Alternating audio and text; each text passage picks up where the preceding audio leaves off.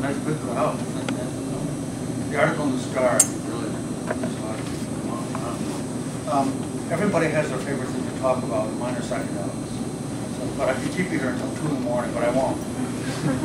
But what we're going to do is just skim over the top of a lot of areas of psychedelics that aren't paid much attention to.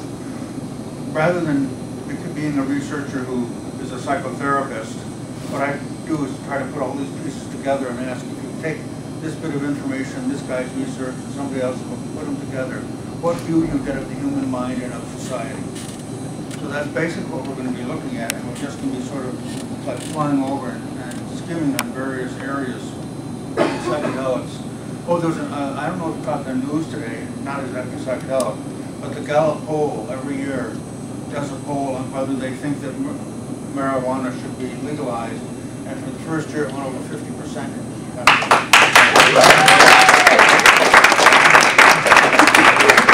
Not only that, typically it's gone up 1.4% a year, 1.4, and this year went up 4%. So that's a big change that's going on. So I don't think psychedelics ever been legalized quite the same way. Well, it shouldn't be, but they should be in some way or other. Okay, so don't get it. Okay. So The Fruitful Mind is the name of a book that I'm finishing, at least I hope it'll be the name. I want to publish it under this title, and the publisher wants to publish it under Our Psychedelic Future. So we're trying to figure out some way to work around that. What I find is that psychedelics really show us different ways of using the human mind, and this is largely what we're going to be talking about tonight. So we all know when we're in good health and our relationships are going well, and work is going well, everything's going well, we're less likely to get diseases. But we get stressed from work or relationships or anything else, we're likely to get ill. And it's well known within looking at the immune system that positive life experiences boost the immune system and negative ones weaken the immune system. Now how about the single most positive emotional event one can have?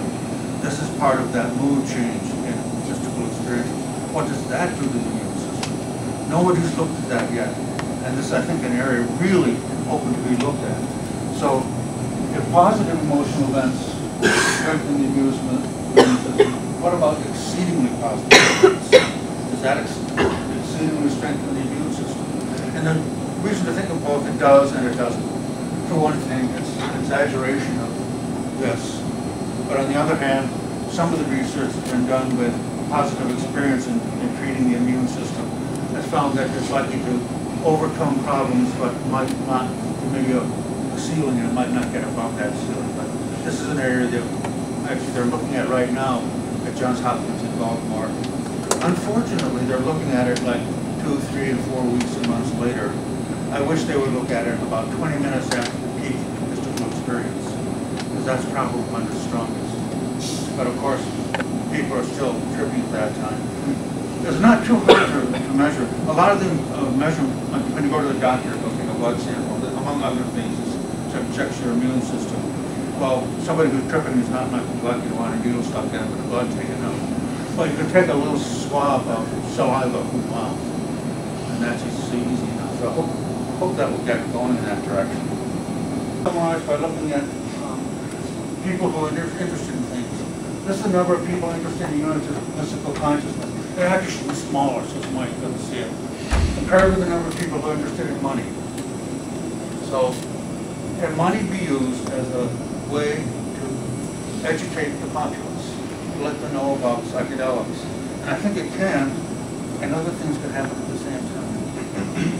So I think that what should be formed is a company whose business is providing psychedelic sessions. You don't make money on the drug. And if somebody's going to take a drug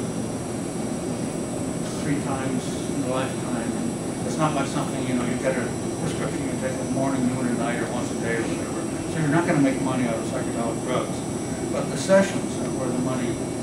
So I suggest that company with 2 divisions, psychotherapy division, and that list of things that psychedelic medicine would go in here.